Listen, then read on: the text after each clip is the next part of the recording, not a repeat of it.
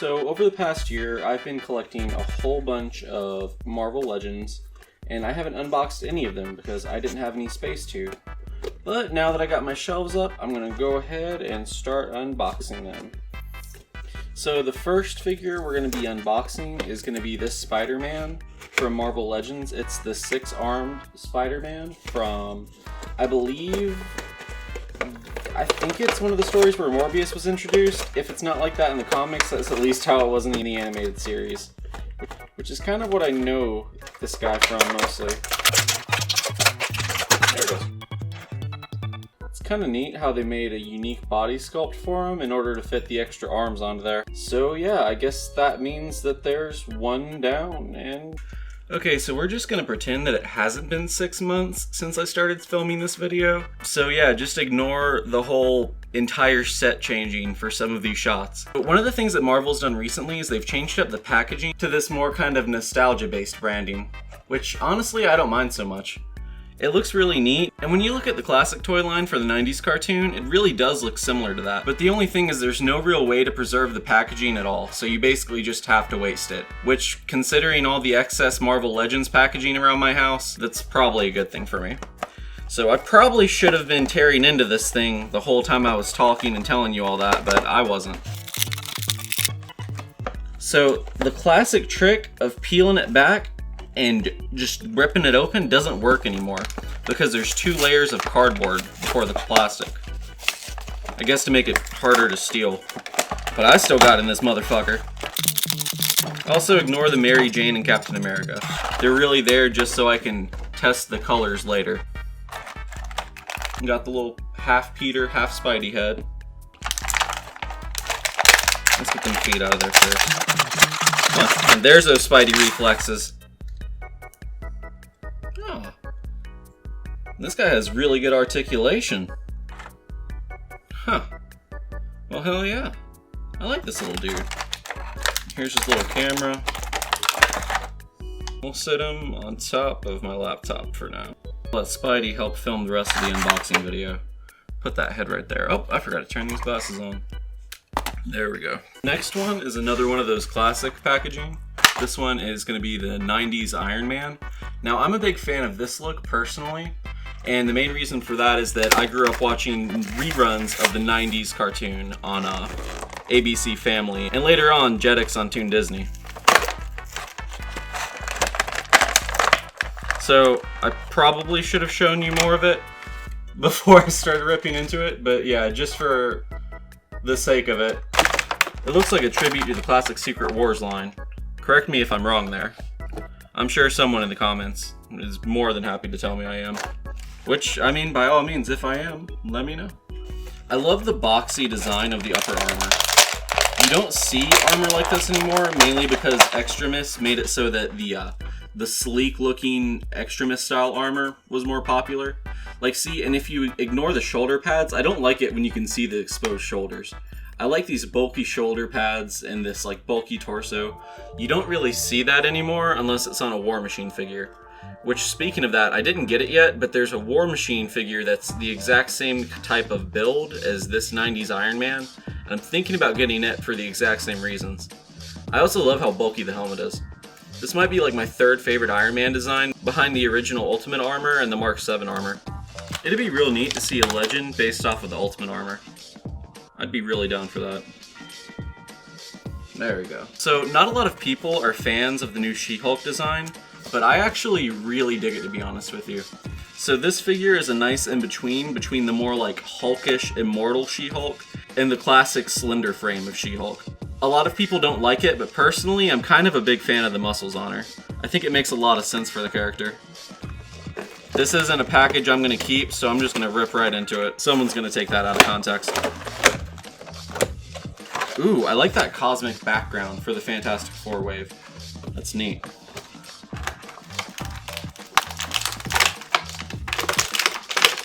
I love the glowing green eyes. Honestly, I just love what they've done with the Hulk line in general recently, especially with the whole Immortal Hulk thing from Al Elwing. I haven't really been keeping up with it as much on the She-Hulk side of things, but you know, maybe that'll change in a little bit. We'll see. Joints at the knees are kind of stiff. Yeah, arms are kind of stiff too. Articulation's a little bit stiff on this one. Well, that's okay. We can work with it. I love how tall she is comparatively to the other figures as well. Like, you can see that she's a good foot or so taller than Captain America. Not much more to say outside of that. Let's put it right there. Next, we're actually going to do the Ends of Earth Spider-Man costume, the Mark III.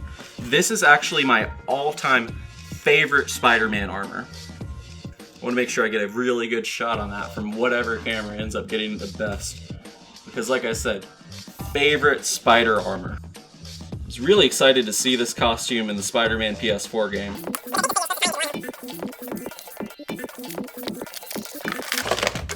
There we go. Ooh, that's pretty. Oh my god, he's shiny! Look at him, my god. Oh yeah, I can't get him out of this thing soon enough. Holy shit, that's my boy. I don't care if these limbs are a little bit stiff. This is my boy! My god! Holy shit, it looks so good. Yeah, I just love this fucking figure. It looks so damn good. Not much to say outside of that, really. I think this is supposed to be webbing that goes around his hand or someone else's head. We're just gonna say it's supposed to go across his face for now. I'm actually just gonna leave that guy there. Next one is another one from the Fantastic Four line.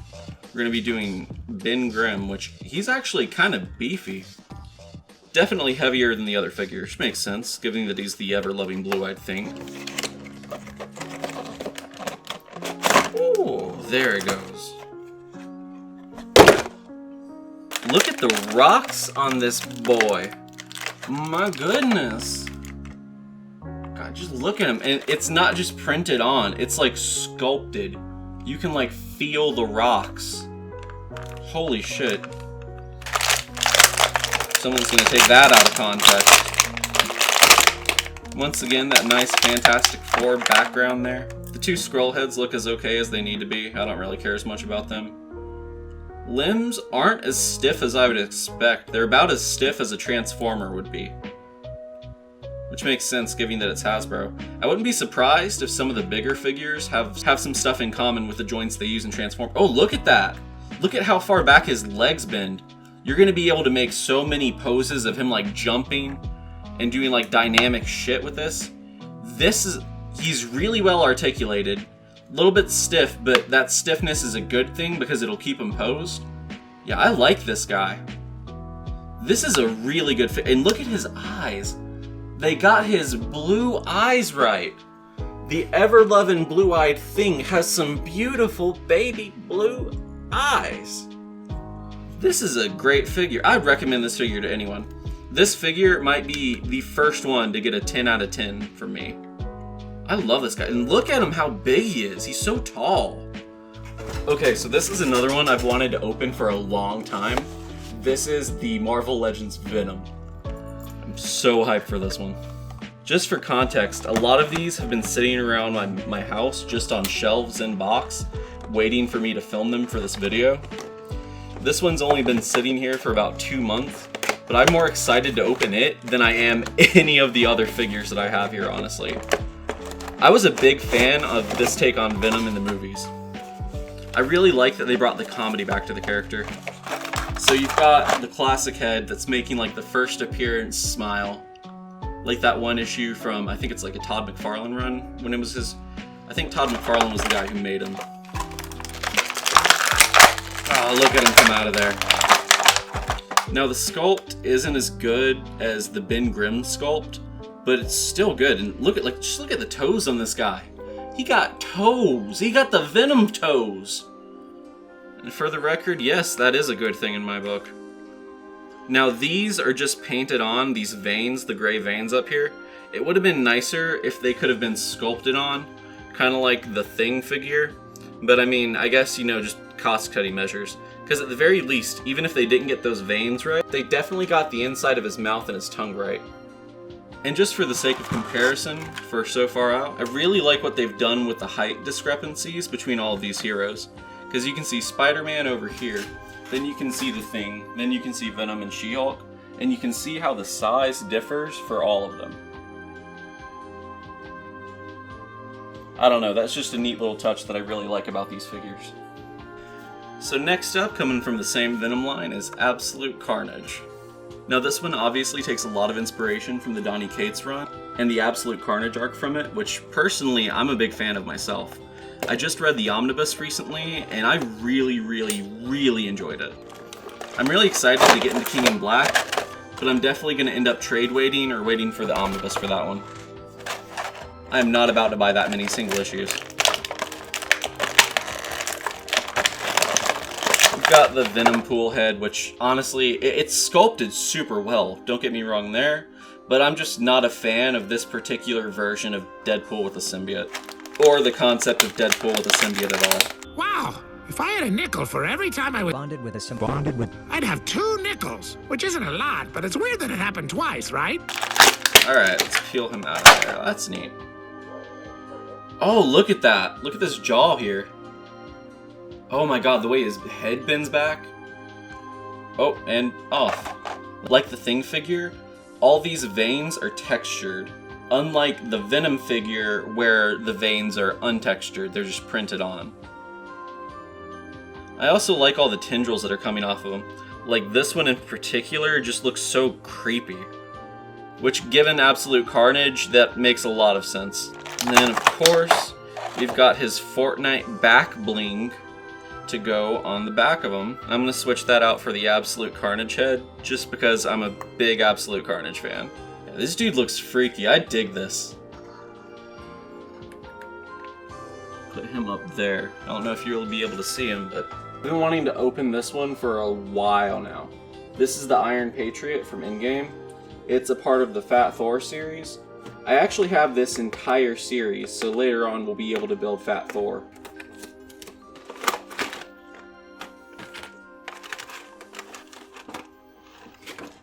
Same standard packaging. Looks like we got our Fat Thor parts here. Pop that head out. There we go.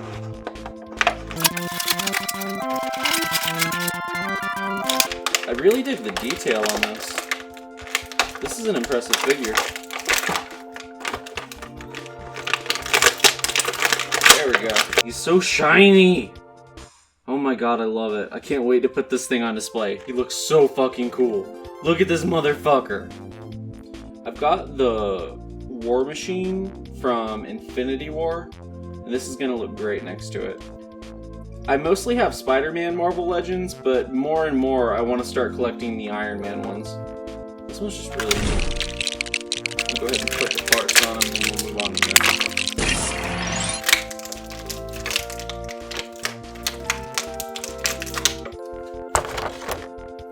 Okay, figure number 3. We got Gwenpool. Now this is actually a character that I don't really know much about, to be honest with you. I've had the original run of her comics recommended to me like a million times over, but I still haven't read it.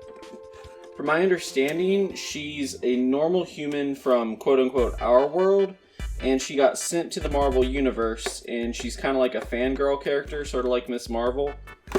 And she got her costume because she was mistaken for the Gwen Stacy version of Deadpool. I think I'm right about that. I don't know. Again, crap. I'm just destroying this box. I'm so bad at this unboxing crap. So bad. Like, embarrassingly bad. It's like I said, you really shouldn't bother keeping all of the boxes. It's just going to end up taking up closet space. Like, maybe keep the boxes out of some of the ones that you really like. Like in a few minutes, I'm going to be unboxing Cosmic Ghost Rider. I'm probably going to be keeping that box, but I don't see myself keeping the boxes of any of these other ones.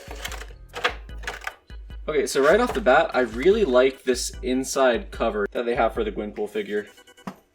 A lot of the Spider-Man ones are really generic, and then the Avengers ones are just the generic A's. But the Gwenpool one looks really cute and fashionable. Just a small little design thing, I guess. I don't know. The figure looks pretty impressive. I like all the different hands that come with the figures. It's also kind of cute that she comes doing the heart pose. Yeah. This is definitely a character I want to see myself getting more into. And I really like the artist that does the art for Gwenpool too. I think her name is, I don't want to mispronounce it, but I think she also did the artwork for Superman Smashes the Klan, so that's cool. Alright, 3 down. Ooh, this next one's a good one. Okay, so this is T'Chaka, Black Panther, T'Challa's father, from his time as Black Panther during the flashback sequence in the start of the movie. Honestly, I love this costume, and I think it might be one of my favorite Black Panther designs. So one of my favorite things in costume design for superheroes is when superheroes are wearing normal clothes on top of their armor. Kind of like Cyclops wearing the leather jacket in X-Men. And this is just another example of that. And then I've got this. Let's see if we can make some kind of like mutant freaky looking monster out of all the different Build-A-Figure parts at the end of the episode. I wonder if I'll remember that. This is a nice little figure. I really like him. Alright, 4 down. Now this one's been interesting me for a minute too, mainly because it was actually one of the first ones in the larger size figure runs that now include the big monster sized Venom and the Red Hulk and I think Toxin, but I think this was the first of that, and these run a little bit more expensive. Instead of being priced at 20, they're priced at about 30. But I think that's indicative that the figures themselves are about to go up in price. If you look at some of the Star Wars Black Series, you can actually see that those are starting to go up in price to the point that some of the Mandalorian figures are like $25 a piece starting off. But anyway, let's check this bad boy out. So at first, because of how he's so cramped up inside of the box, I thought it was really small. But now, yeah, I dig how big this guy is. I kind of wish he was a couple inches bigger, but I mean, it just is what it is. I think it's like, what, maybe a foot tall? Let's compare it to Spider-Man right here, for size sake.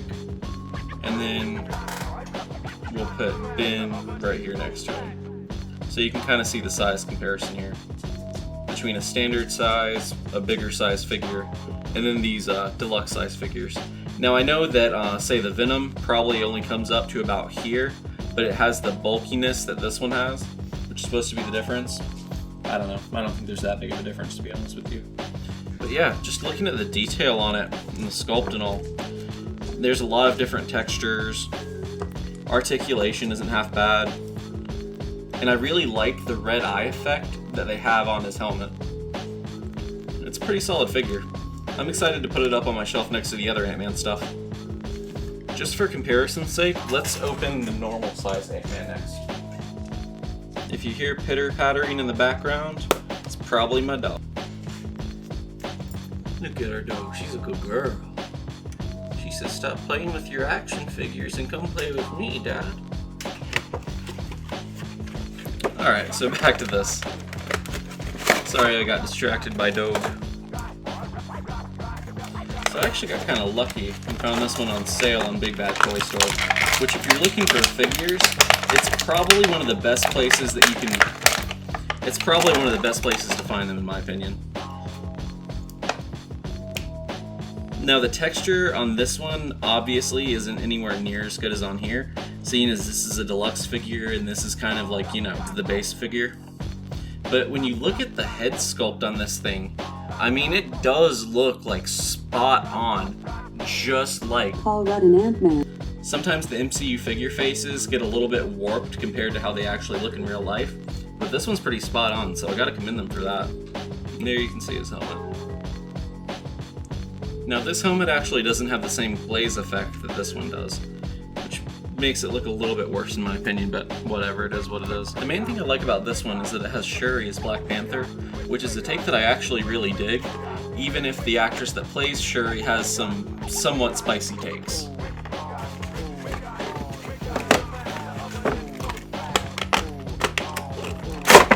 Ooh, there we go. Now this claw figure is actually a lot more detailed than I expected. expected. Look at him coming out of there. Creepy. I dig this with claw arm. Really good articulation here, surprisingly. Hell yeah. Reminds me of how he looked in the Secret Wars comic. I think I'm remembering the right guy. I'm pretty sure that was Claw. It's kind of confusing when the MCU take is so drastically different. You think he could use this to take on a symbiote? I think he could. Look out, Carnage. And here we have Queen Shuri.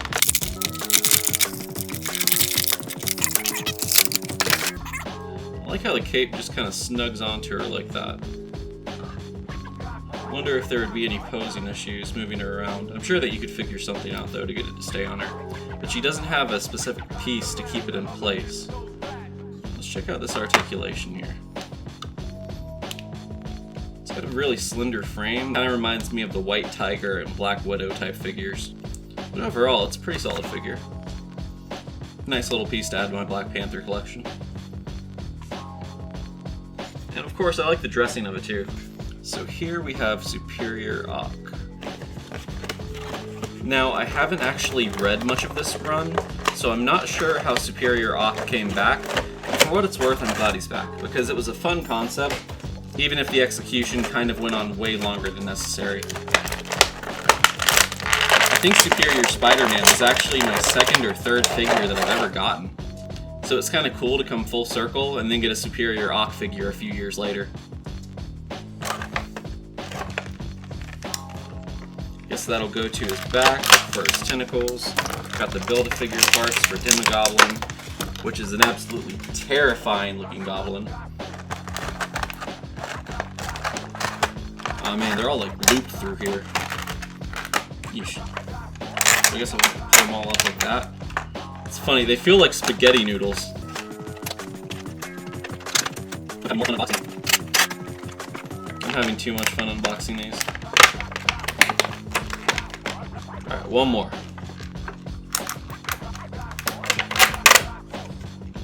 I don't know if these are supposed to go in any particular order, and if they do, then I'm gonna say fuck it.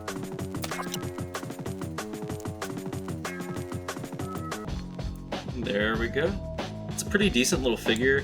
The articulation's a little stiff, and I'm not gonna lie, the paint is kind of cheap. There's no real texture to it. But I mean, for what it is, it's serviceable. I've never actually had any of the other Doc figures, so I can't compare it to any of the other Doc Ocks. But I think it's a neat little figure. I can dig it. Alright, so that was the first 20 out of 50 Marvel Legends. If you want to see part 2, then check out the link here. And if that link's not up yet, then subscribe and turn on the notifications, that way you can catch it once it's uploaded next week. And just so you know, these aren't going to be the only unboxing videos I do, but they will be the only unboxing videos I do on this channel. To see more unboxing videos, check out my second channel, Super Swim Team 72. I've actually already got a couple of unboxing videos up there, so if you want to check those out while you wait for the next one here, go ahead. With all that being said, I'm going to give a thank you to my patrons and wrap things up here. I've been Swim Team Prime from Super Swim Team 7, signing off.